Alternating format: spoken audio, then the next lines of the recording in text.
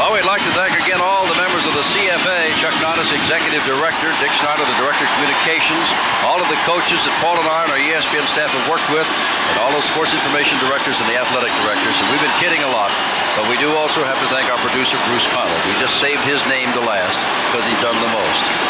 But it's been a great Saturday night telecast season for us. We hope we can do it again next year. No one really knows what's going to happen to telecasting of college football after this year. It was a jury-rigged thing that happened very suddenly to the CFA. But something will happen, and they'll start their meetings, and we'll know. There's Jerry Gray. Texas has not played well tonight, but Jerry Gray has been superb tonight. Just superb.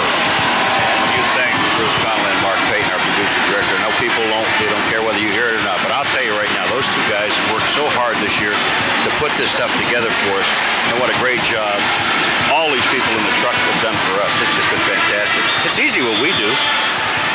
Hey, wait a minute. Here's Eric Franklin to kick off. 2:55 left. He's going to stand there. That is Kevin Nelson. Not seen much activity at all tonight in the backfield, even though he had 100 carries coming into the night. But the mark against Kevin has been he's fumbled too many times, and he's not in there. And it looks like a flag is down again at the 24-yard line. We were amazingly free of flags for so long, and in the last 10 minutes of playing time, we've had enough for an entire game. Now the Aggies look like they're going to walk back. Face mask. Jim, it may be all over anyway. It didn't make any difference because Houston just scored another touchdown against Rice, and that might put it out. Let us, as they walk off the yardage on the face mask up to 35, because we may have to leave in a hurry once this game is over. Remember, if the Houston game face mask by the kicking team, first down. With Rice is in doubt, we will go to that game. But it'll be Jackie Sherrill's first winning season at Texas A&M. First time that Aggies have won on the road this year. The most points they've ever scored against Texas in Memorial Stadium. A lot of firsts. Here's Dodge throwing, and that ball is picked off by Holly. And the Aggies, with 2:50 to go, have the football. The Texas offense lasted one play. Holly. Let me say again, Holly is listed in Art Free-Deep as a wide receiver. Now, they might have moved him to defensive back, but he is listed as wide receiver. Look at the jump on the ball that Holly gets. The ball is really overthrown. No chance for Warshell to get the ball. And then Holly takes it, has control of it. It's at 1 foot in bounds. That's all you really need. Ball is on the 49-yard line. The Aggies will go home happy. Texas must prepare for the Freedom Bowl. They have had a good season, believe it or not, although they'll be 7-3-1, because this is the ball club that lost so many people after last year. But the Aggies, by beating Texas with a 6-5 record, will have had a great season by beating Texas. Bernstein running the football that was dragged down at the 45-yard line by Jerry Gray. Of course. Jerry Gray. There's the situation and the score. And Memorial Stadium sold out every single game for the first time in history this year. But it will not be a full house once this clock runs out. And Mark Lewis is a man down on the field right now. They're working on him at about the 49-yard line. How many tackles Jerry Gray's had so far in this game? How many? 1 dozen. I don't know how many assists, but I know he's got 12 tackles by himself. He's also got an interception. Lewis going off. Knocked one away that we know of, right out here in front of it. Great game.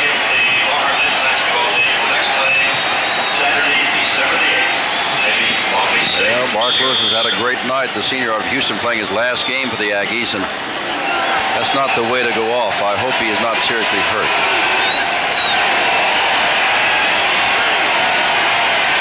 Looks like Greg Dillon is coming as a wide receiver. He's got wide to the right. Stump remains in there. Hands the ball off to his fullback, and Vic just takes everybody with him inside the 30-yard line. He is still up. And clock continues to run. They'll move the stick. Jerry Gray led the tacklers. And look at Roger Vick, the sophomore,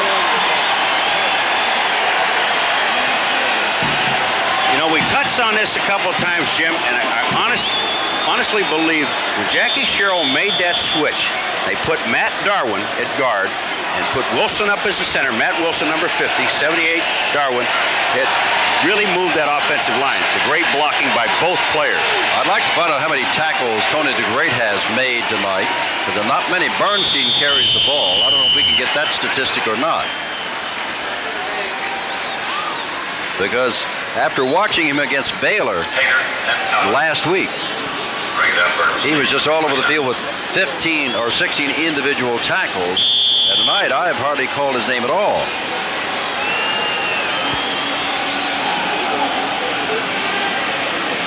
Ball is at the 28-yard line. Clock is running, 1:50 to go.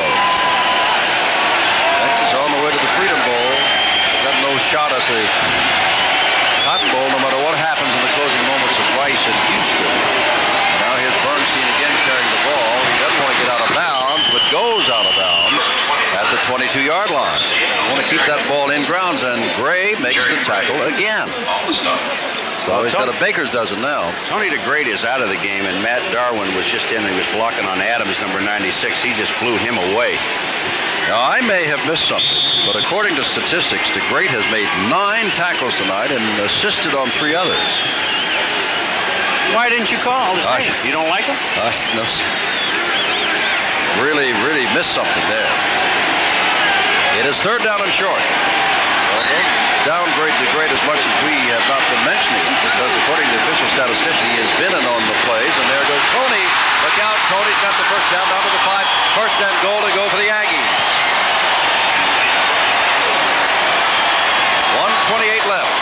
Jim, they ran that ball over Darwin and Wilson again, but take a look at Darwin's block. He just caved into the inside. An excellent block by Valentine, number 42, the other running back, and Tony goes down inside. Well, yeah, they're at the 5-yard line. 1st and goal to go, 1:20 to go. And the Aggies ready to go home with an impressive win. That will be a joyous bus ride back to College Station tonight. I'll hang around and talk to all the interviewers. Tony gets a yard or 2, and that's all. But it's all the same. The clock is ticking down below the 1-minute mark now. Ball at the 4-yard line. They'd like to take it in, but they want to run time off the clock more than that. I want to take it in, put that score at 44, and give Texas something to think about for next year. I'll tell you one thing. From start to finish, this has been the Aggies' ball game. There has been no turning point. They have just dominated. That's Bernstein, the man in motion. And Tony is back down. There's DeGreat, hauling him down at about the 4-yard line. That ought to do it. Houston is hanging on in this game with Rice. They win, they go to the Cotton Bowl. Not SMU, which is 6-2 in the conference already. Not Texas, which is going to be 5-3 in the conference. Time is running out, but this moment in Memorial Stadium in Austin, Texas, belongs to the Aggies. They broke their 3-game losing streak to Texas. A lot of fun to look at. 455 yards in offense for Texas A&M. That is a season high. They had almost 300 yards on the ground and another 168 in the air. Here is a very impressive stat. Texas only 80 yards for the entire game on the ground. They had about 250 passing and had over 300 for the game. Craig Stump, the freshman from Port Arthur, looked like a polished quarterback Saturday. 11 of 22 he threw for 2 touchdowns. Jimmy Teal, the senior wide receiver from Diboll, caught 6 passes for 100 yards, and he had a touchdown in the 4th quarter.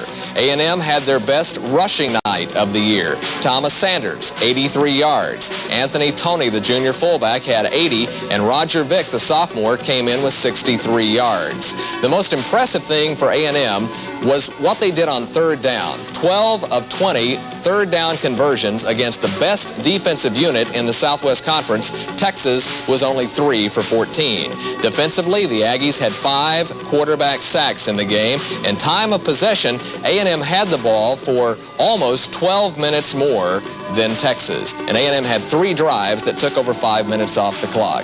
So not only did A&M beat Texas, but Texas was never in the game. We also talked with Jackie Sherrill about the coach's approach to this game. I felt our team coming together. You know, I felt it by the way we traveled. Even though we didn't play well at Arkansas, I felt that I had that feeling about, you know, when you're watching around the team, you know, and I've been around the great teams, that they just have that feeling. I mean, they have that confidence about themselves. They do things right. You know, they share with each other. They make sacrifices. You know, they give. They learn how to give instead of receive. And things didn't happen in Arkansas for them. But yet they didn't let that deter or distract from them continue to doing the things. And certainly the last week when we played in TCU, they played with the desire that they wanted to win, and they had. And this week we talked to them about that they learned and they experienced what desire was. They experienced that on the field. And we talked to them tonight about a whole week about determination, you know, that they were going to be, if we were going to block the great, we had to be determined to block the great. If we were going to run the ball, we had to be determined to run it. It was a beautiful Saturday night in Austin, 65 degrees and clear as the Aggies